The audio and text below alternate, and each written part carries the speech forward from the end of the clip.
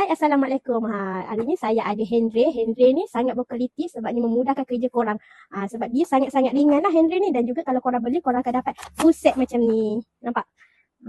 Kat sini korang tak payah pakai wire pun. Nampak dia kecil sangat.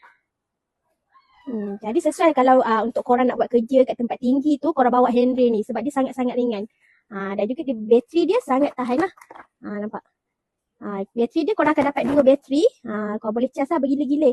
Jadi kalau korang rasa korang berminat dengan handrail ni, korang bolehlah follow ke kedai kami untuk dapatkan harga yang menarik. Okay? Terima kasih. Bye-bye.